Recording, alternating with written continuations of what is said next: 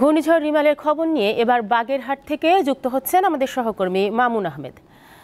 মামুন, ঘূর্ণিঝড় রিমালের সবশেষ অবস্থান এখন কোথায় রয়েছে, এর প্রভাব এবং প্রস্তুতির সম্পর্কে আমাদের বিস্তারিত জানাবেন।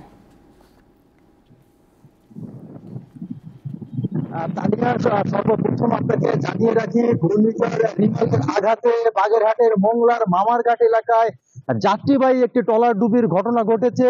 যে ঘটনায় একজন, যতদূর জানতে পেরেছি, একজন এখন পর্যন্ত নিখোঁজ রয়েছে এবং 10 জন গুরুতর আহত আছে।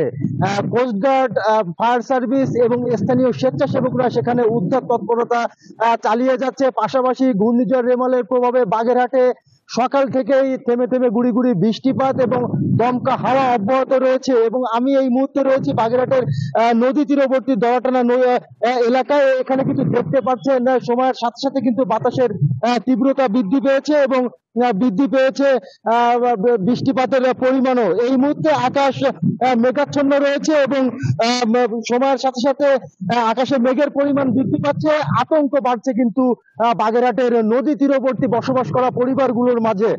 এখানকার নদী তীরবর্তী পরিবারগুলোর বাসিন্দারা তারা কিন্তু সাইক্লোন শেল্টারে ইতিমধ্যে যাওয়া শুরু করেছেন। তাদের গবাদি পশু সহ তারা সাইক্লোন শেল্টারে যাচ্ছেন। আমার কথা হয়েছিল জেলা প্রশাসক খালিদ হোসেন মহোদয়ের সাথে, তিনি আমাকে জানিয়েছেন বাগেরহাটে 359টি সাইক্লোন শেল্টার প্রস্তুত রয়েছে। পাশাপাশি সকল শিক্ষা প্রতিষ্ঠান কিন্তু প্রস্তুত রাখা হয়েছে, পরিস্থিতি বিবেচনায় রাখা হচ্ছে, পরিস্থিতি পর্যবেক্ষণ করা হচ্ছে। যে কোনো পরিস্থিতি মোকাবেলায় জেলা প্রশাসন প্রস্তুত রয়েছে এবং এইগুলো সাইক্লোন শেল্টার গুলোতে প্রায় 3 লাখ মানুষ আশ্রয় নিতে পারবে এবং এই সমস্ত সাইক্লোন শেল্টারে সুপেয় পানি এবং শুকনো খাবার মজুত রাখা হয়েছে। পাশাপাশি বাগেরহাটের সকল শিক্ষা প্রতিষ্ঠান বন্ধ ঘোষণা করা হয়েছে এবং আমার কথা হয়েছিল বাগেরহাট পানি উন্নয়ন বোর্ডের নির্বাহী প্রকৌশলীর সাথে, তিনি আমাকে যেমনটি জানিয়েছেন বাগেরহাটের সকল নদ নদীর পানি জোয়ারের পানিতে বৃদ্ধি পেয়েছে এবং জোয়ারের পানির চেয়ে স্বাভাবিকের চেয়ে 2 থেকে 3 ফুট পানি বৃদ্ধি পেয়েছে সুন্দরবন সংলগ্ন নদী এবং উপকূলীয় এলাকাগুলোতে। ঘূর্ণিঝড় রেমাল নিয়ে এই ছিল আমার কাছে সর্বশেষ।